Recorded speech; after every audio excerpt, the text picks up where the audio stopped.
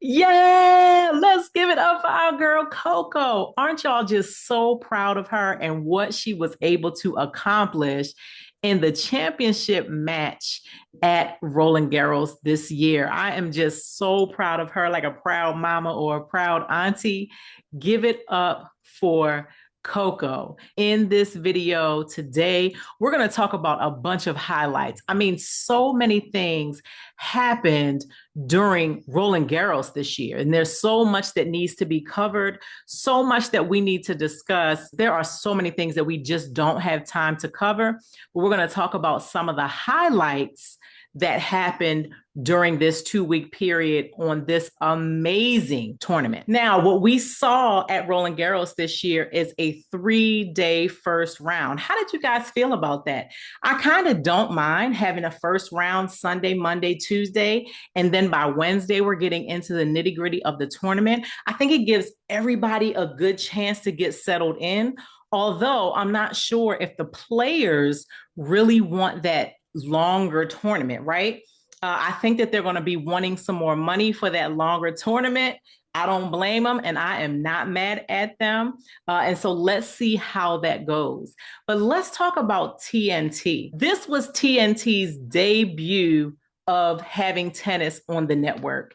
And I'll tell you what, I was a little bit leery about having TNT get Roland Garros this year. I felt some kind of way about it as we were leading up to it. I was like, this is crazy. This doesn't make any sense. Why would they take it from the tennis channel? Why not ESPN? Why not, one of the regular networks? I was feeling a little salty about that.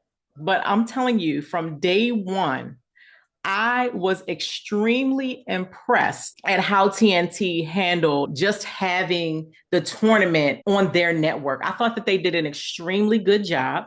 I really enjoyed that they had one central place that they had everybody come to on the desk every single day. But then when you went over to True TV, thank goodness for DVR, right? Because I record everything and then I'll spend my time going and watching the matches that I want to watch and then listening to the commentary that I want to listen to, which usually would be all the commentary. My husband would say, why do you listen to all of the talking? I'm like, I love all of the talking. And I guess that's part of the reason why I'm here, right? I really, really loved what they were doing on True TV. I liked what they called the whip around, where they would go to the different matches and think whatever was happening on those different matches. They just had the commentators talking about them, right? And the commentators we saw a lot of Mark Petchey, we saw a lot of Coco Vandeweghe, we saw a lot of Chris Eubanks, and we saw sometimes Sloane Stevens, and they would just kind of chat about the different matches that were going on, but they would also have, other chatter going on amongst themselves, telling different stories of people that the different players that they knew on tour. And I just felt like it was so good. It was almost like you were just hanging out with some friends watching tennis. And if you haven't been to a tennis tournament live and in person, then you may not get this. But at a tennis tournament, like it's kind of like that. You can just go around to the different courts and you can see what's going on. Oh, this match is boring. I'm going to go over here and check this one out. Or my favorite player is over here. That was what the whip around did. And I loved that they took on that concept. And so I want to give a golf clap to TNT, True TV, and I think the other network was Max. I felt that they did a great job. And from my understanding, they have a contract with Roland Garros, the French Open, for at least the next 10 years, or at least, I guess, maybe 9 more years after this. And I'm sure that it will probably get extended because it was TNT. And a lot of people are used to watching TNT. More people now are understanding tennis and have become tennis fans through this tournament. The fact that we got to have our US players on the men's and the women's side do so well this year, and then a US player in Coco Gauff to win the whole thing on the women's side was just the perfect opening to the TNT Roland Garros relationship. We had Taylor Fritz come in and he lost pretty quickly. Taylor Fritz is number 4, so he had a quarter of his own, and he came in and he lost in the very first round in his very first match, which was a huge upset, and it opened up that quarter. There were a lot of other Americans in that quarter, and so it opened it it up for some other Americans to have a chance to do well. And you got to see the Ben Sheltons and Francis Tiafoe and Tommy Paul. They all went deep into this tournament and did extremely well. Hopefully Taylor comes back strong and he's ready for Wimbledon in the next few weeks. We can't wait to see him come back. But then we also want to see those other American men do just as well in Wimbledon as they did in the French Open. And can we talk about Chris Eubanks? I've had the pleasure of watching Chris Eubanks play live and in person. A very, very exciting player. I got to see him and Ben playing doubles together in Cincinnati a couple of years ago. And he's been, having a rough time on tour in terms of, winning the matches that he needs to win in order to go deep into the tournaments and to qualify to just automatically get into the majors and the thousands that we want to see him in. Hopefully he'll work his way back to that status. But in the meantime, he was hired with TNT. And I've always thought that he was a genius commentator. Like the way he breaks down matches, the way he breaks down people's play and the mindset that it takes to be successful. And the way that he just breaks things down, to me, he is a genius. He is at another level when it comes to that. And I watch how everybody kind of sits back and just listens to him and they kind of like let him cook, right?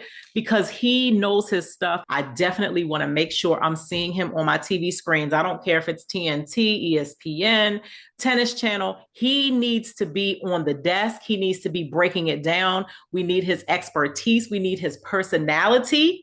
We need his confidence on that screen. So kudos and another golf clap for Chris Eubanks. Shout out to you, brother. I actually sent him a message on Instagram just telling him how proud I am of him and what he accomplished and just how he showed up during these last 2 weeks. Now, we can't talk Roland Garros without talking Iga Swiatek. She actually kind of surprised me by going so deep in the tournament because she had been having such a terrible year that, and especially the past couple of months, this clay court season, that I honestly expected her to lose much sooner than what she did. She made it all the way to the semifinals and lost to the eventual finalist, Aryna Sabalenka, but she avoided playing Ostapenko. That was the round. I said, if she doesn't lose before that and she plays Ostapenko, she's out of here. She is 0-6 against Ostapenko, but Rybakina took out Ostapenko, and so she avoided that, and she was able to come through that match,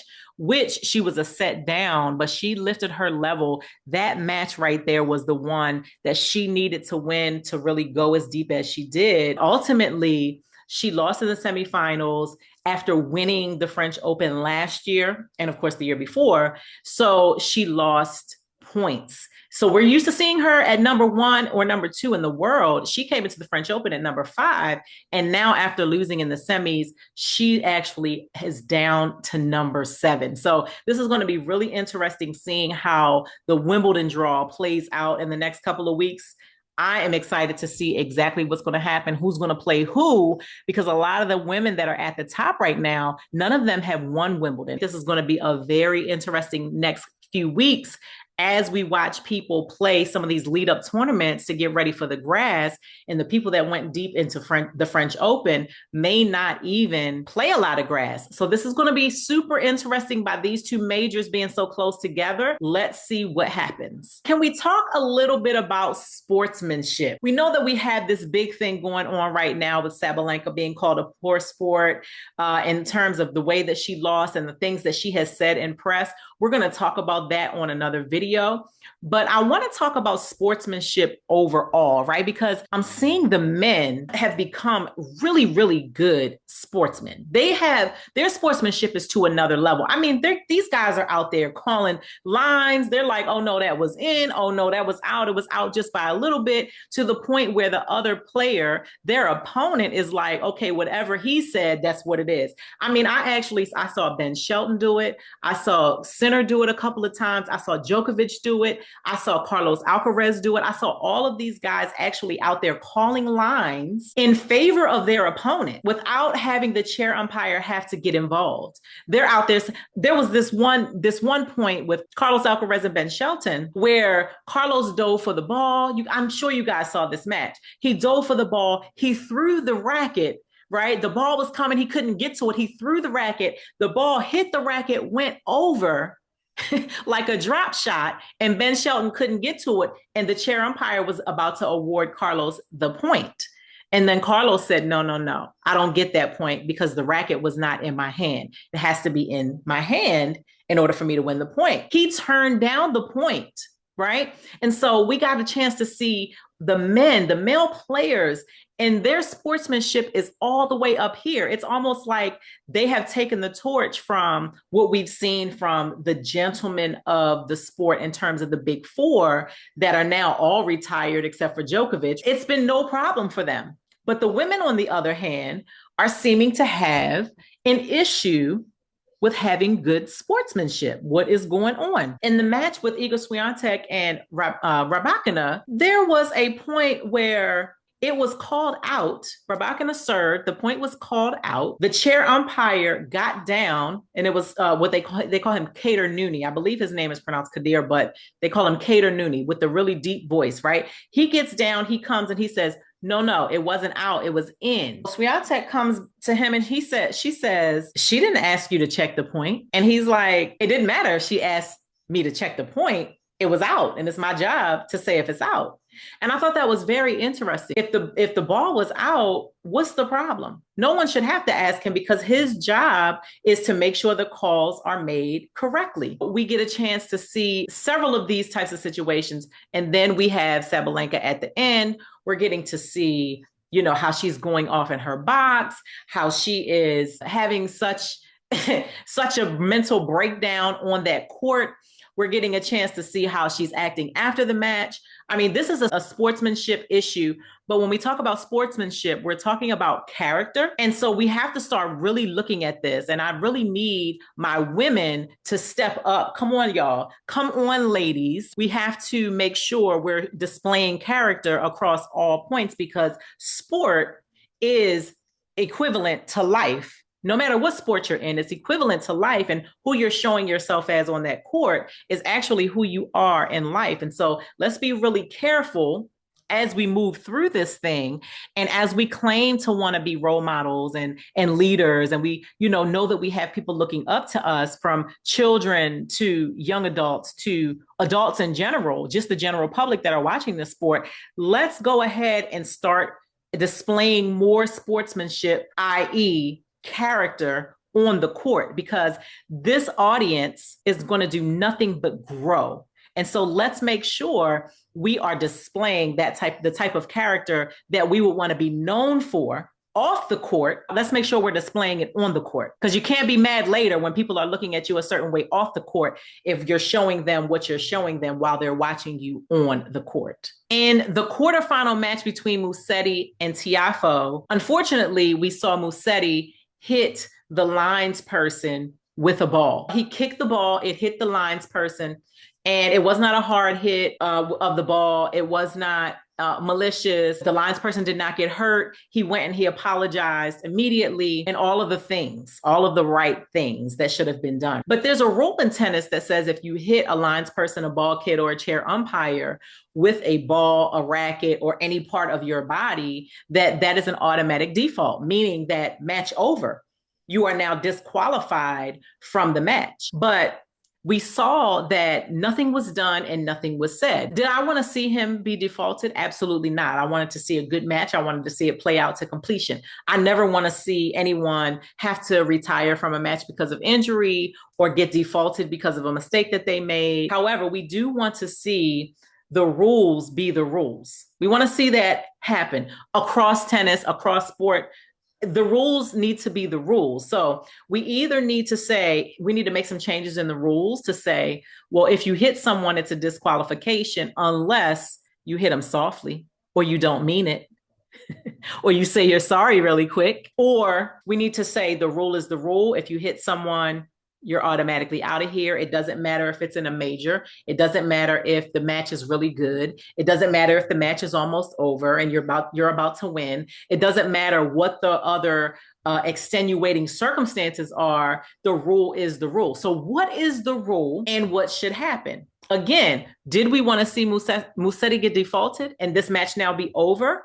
Absolutely not. However, do we want to see the rules followed? My answer is absolutely. I want to see the rules followed, but we know that there's a lot of things in tennis that can stand to be adjusted in terms of the rules. He also was not reprimanded, given a warning. Nothing was said about it until afterwards when the commentators began to talk about it. And of course, Francis Tiafoe was asked about it in his press conference. And also Musetti was asked about it in his press conference. He said, I was nervous because I wasn't sure what was going to happen. And so what needs to happen in these situations? Tennis, we need you to get it right. Follow the rules or change the rules so that you can follow the rules. And then lastly, for these highlights are our two winners, the new king and queen of clay for 2025. We had Coco Gauff versus Aryna Sabalenka on Saturday in an epic final, 3 sets in the wind. As they said, the terrible weather. The court was playing slow. The wind was swirling and whirling, and the ball was moving all over the place. Coco comes out. She loses the first set in a tiebreak after being down 4-1 and storming her way all the way back.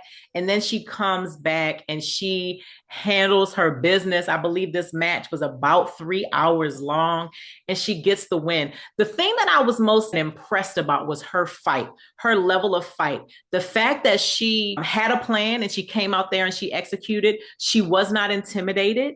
I love that because we know that Aryna is a hard hitter.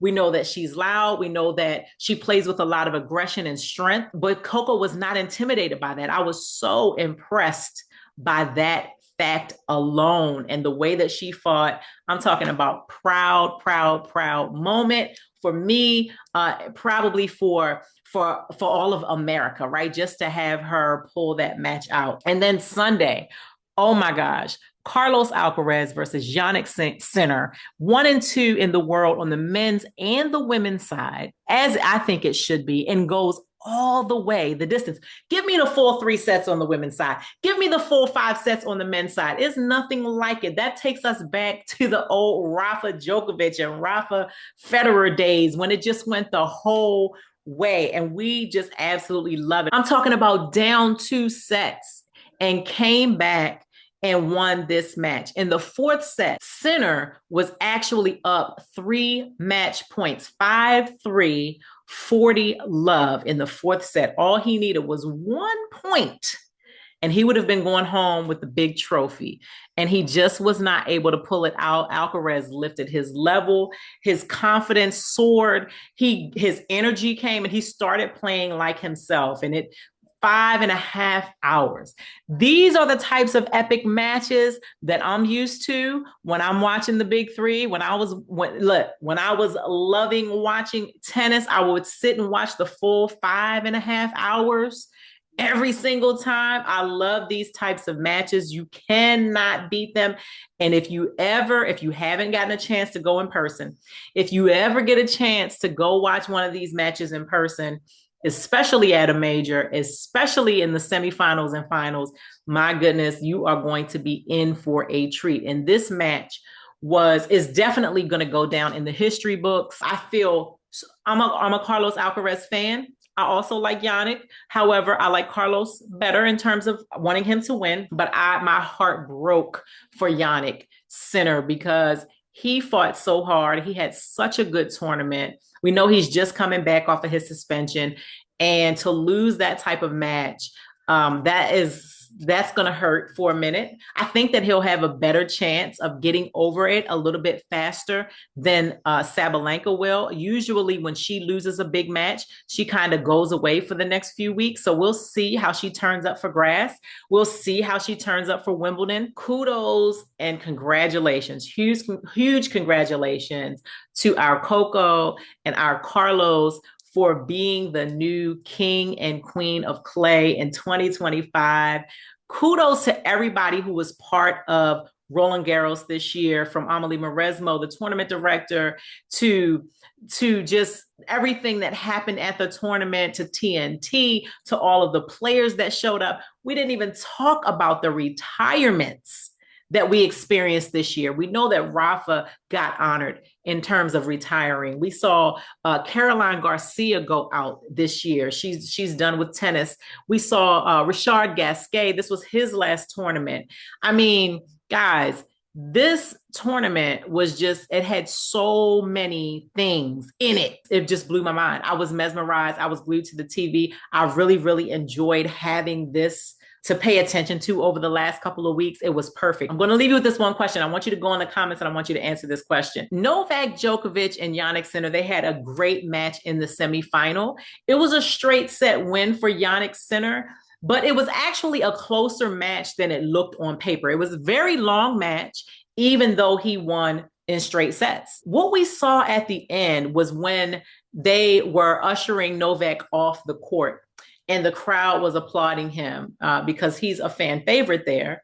We saw him actually stop, put his bags down, turn to the crowd and clap in thanks to them for cheering for him and for supporting him. And then we saw him bend down and pick up some clay. The way that he was waving, the way that he was looking, the way that he was patting his heart, like, thank you so much. Is this Novak's last French Open? As soon as I saw it, I was like, oh my, that looks like a goodbye. So I want to know from you, is this Novak's last Roland Garros, last French Open? What do you think is the case for him? I personally think that he's going to play throughout the remainder of the year, and he may go back and play one last Australian Open because that is the place where he has had the most success.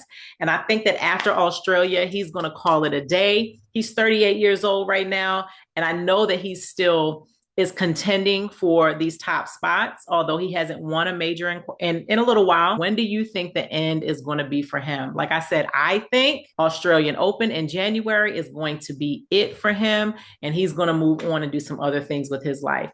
With that being said, guys, thank you so much for joining me here on the channel. This is the start of something great. I am so excited to have this platform to be able to share my thoughts and opinions and keep you guys updated, because I know that some of you love tennis, but you don't have a chance to sit down and watch all of the matches like I do. And so you can come here, get your updates, get my take on it. You can give me your feedback on it. And I would love to just have you here to join me as a part of the family here on the channel. Can't wait to see you on the next video. We are definitely going to dig more into this Sabalenka issue and this sportsmanship thing that she's dealing with and we're dealing with her. We got to figure this thing out. So let's go. All right, y'all. I'll see you on the next video. Bye.